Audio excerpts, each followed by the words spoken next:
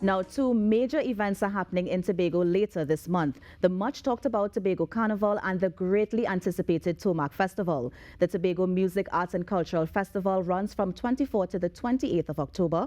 And this morning we have in studio the festival's producer, Mr. Carl Beaver Henderson, and joining us via Zoom, one of the promoters of the event and CEO of Nyland Pool Productions, Ms. Corelli Lyons. Good morning. Thank you so much for joining us on Now.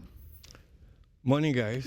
I'm back in here again. Yeah. Why do you all bring me out to this hour? It's like you never left. My penance. So good morning, Beaver. I can call you Beaver, right? That's sure, fine. my dear. All right. So Beaver, we have this Tomac Festival that's happening. Everybody's talking about Burna Boy. He will be headlining the concert. But what more can we look forward to with the festival? Tomac is so much more. All right. Put it this way. I am the executioner. Corelli and her sisters are the visionaries. This is just more than a Burna Boy concert. And it's more than actually concerts on different nights. It's a whole festival village that opens 10 a.m. every morning and goes till midnight. So the entertainment is really at the nighttime. But during the day, there's a lot of history and a lot of Tobago history. And this is a dedication to Papa Nelson. Corelli could tell you a lot more because they have the vision. And I mean, the reason I'm enjoying working on this project is because this is the first project like this I've worked on that there's so much vision of concept before it reached to me. Before execution. Before execution, yeah. Nice. Because normally I'll do a show, it's for entertainment alone. There's so much more. And by the way, it's given me an opportunity to see, because I've been asking for years, and it's given me an opportunity to see Tobago talent. It's unbelievable. People are going to be shocked. Right. Well, pause on the Tobago talent because I want to switch across quickly to Ms. Lyons. Ms. Lyons, now Beaver was talking about that vision that you have for Tomac. So tell us exactly what vision you have for the festival. I mean, it opens on 24th. When we walk into that festival, what can we see? Okay, so Tomac, as we call it now, Tobago Music, Arts and Culture Festival, really came out of a passion and purpose for Tobago, where I was born and raised, and along with my sister, where just coming into the pandemic, we were in touch with our own relatives or the next generation in Tobago because the pandemic gave us an opportunity to reconnect in a way that most of us would have lost touch, especially with our members of our family in the diaspora. And it revealed to us the amazing creative talents that we had now seen, where we had moved from the academic era to what we call just a burst of creativity in the next generation. And it resonated so loudly in Tobago that we actually started a foundation and a business to tap into and to support this new generation of Tobago talents.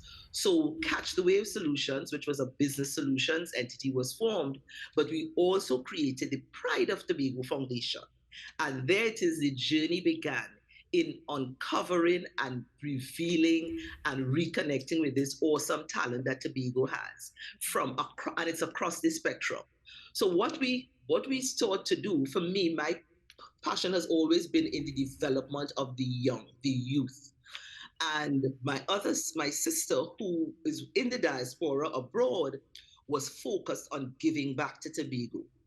So here it was, we had discovered so much talent. Every week we had a reveal of talents from Tobago, and every week we had a lineup of more and more new talent. Now, so talking about the festival, now, Ms. Lyons, talking about the festival in particular, when the doors open on the 24th, is it that we're going to be seeing arts and crafts? Are we going to be seeing design, or is it just going to be focused on the artists? Yes. So this is what we have. All this talent that was discovered, that we created this platform, this opportunity of a market space to reveal from the time the doors open. So we have a soft launch where we are going to be showcasing things that range from our dirt oven creation to where we have our discovery of a young Ayuma. She is only 14 years. She's an Afrobeats music producer. Then we have as well, when it opens, we have a range of all the arts that would come out of Tobago, from the artists to the artisans, to the craftsmen who create or graters or swizzle sticks for a callaloo.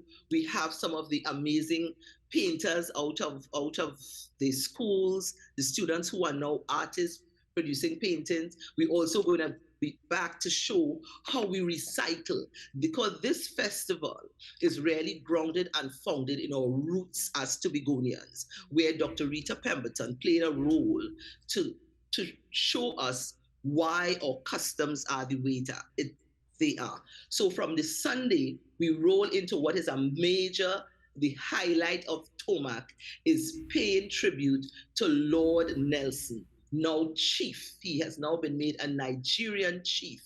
So we are going to be showcasing a tribute, a celebration to him, including Kes the Band, including some of the other artists, Adana, Sherwin Winchester, all Tobago born. We have Gerard Balfour, the Pan Man. So it's just Rhythm Nation, a number of Tobago artists, along with our brothers and sisters in the art form out of Trinidad. Nice. Now So I'm going to there we are pause. going to also have, Yeah. coming into the festival, we have Pretty, Nyla Blackman, Right. um, and Mayoka out of the US. So what we have done is to create a mix of all the creative arts that you could find in Tobago, Right. from Now I'm music. gonna, Miss Lyons, I'm gonna pause here because I want to toss back to Beaver quickly. I know that the closing night, of course, we've been looking forward to Burna Boy, but what has the response been for the other nights of the festival? Mean for the talent? For the talent, yeah. People are going to be so surprised because, everybody's buzzing, Burna Boy, Burna Boy, Burna Boy. But I have found some talent, including what Corelli just said, the young 14-year-old young Yes. lady, Ioma. I consider her the poster girl for the whole festival. 14 years old. She was at the media launch. And what kind of sparked my interest is at 14 years old, her parents got her, she and her parents, they have collaborated with an African artist already. So she's made steps where senior artists are now looking to go. And she's talented. So I'm looking to put her as many nights as possible so people can see who she is. Yeah. But the response is good. Yeah. And people are going to be surprised at telling you with Tobago talent. Now, Beaver, you have been involved in culture for years, right? Music, creativity, all that sort of thing. There have been rumors, or there have been the conversation going on of why now? Why bring Burna Boy in the midst of what is Tobago's inaugural carnival? And I wanted to get your thoughts on that. At the end of the day, it's music. It's just music. It's all right. At carnival time, let's deal with Trinidad and Tobago carnival. Somehow we get locked into, and today's carnival has just become Soca Monarch, Chutney Soca Monarch, and Road March. But there's so many different aspects of our culture which we have kind of thrown away through the years. Tobago is this is kind of reopening other sides which we have closed off. I'm really happy. So, and by doing that, you're bringing an international, the biggest artist on the planet right now, to center stage. It puts Tobago center stage and on the map again at this time.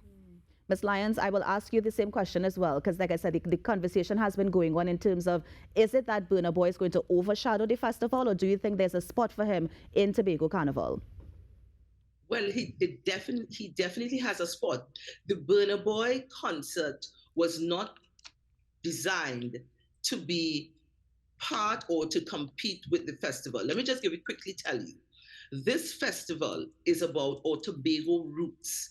It's a journey and a movement we began. And one of those discoveries through the research and working with Dr. Rita Pemberton, who most of us will know as one of our country's most, one of the most well-known historians who headed the history department. In her discovery, she discovered how closely we were connected to Nigeria. In fact, a number of us tracing our roots would find that our roots are in Nigeria.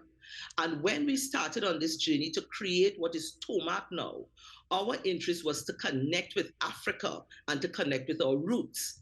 And in this particular, we did not create a concert with Burna Boy. When we chose to find our connection in Africa and in Nigeria in particular, Burna Boy's name was recommended as one of the artists. No one could have reached him. And it was almost like divine order. One of the persons we were working with out of Nigeria, and with the support of the Nigerian High Commission, they could not connect with Burner. And the Nigerian, as I call him, my brother in Nigeria, said to me one day as we sat around the table, he said, my sister, why don't you call Burner Boy's mom? And he said, I'll give you the number. Because they had been trying for probably months to get Burner Boy and could not. And it was in that moment, the very next morning, after saying my usual prayer, I took the phone up, dialed, and Burner Boy's mom answered. And it was so interesting because we presented exactly what our journey was about reconnecting with our roots in Africa and in Nigeria. And she said to me, I will give you a number. I will have them give you a date. And the date was given to us.